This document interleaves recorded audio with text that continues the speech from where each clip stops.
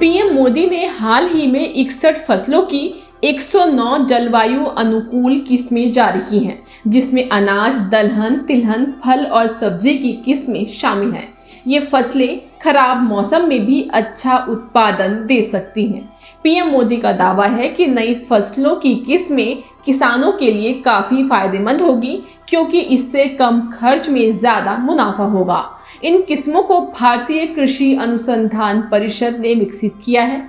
इस खास सीरीज में हम आपको बता रहे हैं इन 109 किस्मों से जुड़ी पूरी जानकारी।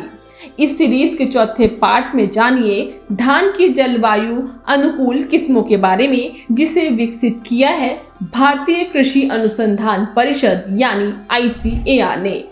सबसे पहले हम बात करते हैं पहली किस्म की। तो इस वैरायटी का नाम है CR धान 416। इसके अनुकूल राज्य हैं पश्चिम बंगाल, महाराष्ट्र, गुजरात। अब बात करते हैं इस किस्म की खास बातों के बारे में। ये किस्म 48 क्विंटल प्रति हेक्टेयर की पैदावार देती है और 125 से 130 दिनों में पककर तैयार हो जाती है। खराब मौसम में भी अच्छी उपज देने की क्षमता रखती है। अगली वैरायटी का नाम है CR धान 416। इसकी खेती के लिए अनुकूल राज्य हैं ओडिशा और बिहार। अब बात करते हैं खास बातों की। तो पूर्वी भारत की सूखाग्रस्त इलाकों के लिए उपयुक्त है। इस किस्म की औसत उत्पादकता 32 क्विंटल प्रति हेक्टेयर है। इस किस्म के मैच्योर होने की समय सीमा 112 दिन है। अब बढ़ते हैं अगली किस्म की ओर, जिसका नाम है CR धान 810। इसकी खेती के लिए अनुकूल राज्य हैं ओडिशा, पश्चिम बंगाल और असम। अब जान लेते हैं खास बातें। ये किस्म पानी को सोखने की क्षमता रखती है और 110 से 114 दिन में तैयार हो जाती है।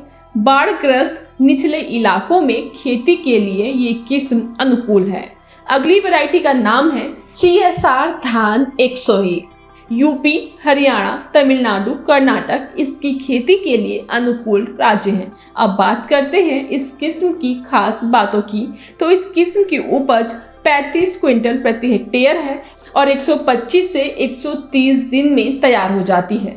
अब बढ़ते हैं अगली किस्म की ओर, जिसका नाम है स्वर्णपूर्णी धान 5 और इसकी खेती के लिए अनुकूल राज्य हैं बिहार, पश्चिम बंगाल, झारखंड। और अब बढ़ते हैं खास बातों की ओर। तो ये किस्म सूखे में सीधी बुआई के लिए उपयुक्त है। इसमें उच्च मात्रा में जिंक पाया जाता है और थ्रिप्स जैसे प्रमुख कीटों के लिए सहनशील है। अब बात अगली वैरायटी की, जिसका नाम है DRR धान 73। कर्नाटक, ओडिशा और तेलंगाना में इस किस्म की खेती होती है। अब बात करते हैं इस किस्म की खास बातों की। तो खरीफ और रबी दोनों में खेती के लिए ये किस्म उपयुक्त है। इस किस्म की उपज 60 क्विंटल प्रति हेक्टेयर होती है और मध्यम प्रतिरोधी टॉलिव ब्लास्ट के प्रति प्रतिरोधी है। अब बढ़ते हैं अगली वैरायटी की ओर, जिसका नाम है DRR धान 74। कर्नाटक, महाराष्ट्र, तेलंगाना, झारखंड में DRR धान 74 की खेती होती है। और अब बात करते हैं इसकी खास बातों की। तो हैदराबाद ICAR ने इस किस्म को विकसित किया है। हॉपर समेत कई कीटों के लिए ये सहनशील है। कम मिट्टी वाले इलाकों में ये खेती के लिए अनुकूल है। अब बढ़ते हैं अगली किस्म की ओर, जिसका नाम है DRR धान 78। कर्नाटक और तेलंगाना में इस किस्म की खेती की जाती है। और अब बात खास बातों की। तो खरीफ और रबी दोनों के लिए उपयुक्त है और 120 से 125 दिन में तैयार हो जाती है। लीफ ब्लास्ट प्लांट हॉपर के लिए मध्यम प्रतिरोधी है। अब बात आखिरी वैरायटी की। तो इसका नाम है KKL 4 और तमिलनाडु, आंध्र प्रदेश, तेलंगाना, पुडुचेरी में इसकी खेती की जाती है। अब बढ़ते हैं खास बातों की ओर। तो जलमग्न तनाव की स्थिति के लिए उपयुक्त है ये किस्म। तनाव की स्थिति में इसकी उपज 38 क्विंटल प्रति हेक्टेयर है और 120 से 125 दिन में तैयार हो जाती है। तो इस वीडियो में इतना ही। जानकारी भरी ऐसी वीडियोस के लिए देखते रहें किसान तक। अगर ये वीडियो आपको पसंद आया है तो इसे लाइक ज़रूर करें। अगर चैनल अभी तक सब्सक्राइब नहीं किया है तो कर लें और नोटिफिकेशन पाने के लिए बेल आइकन भी दबा दें।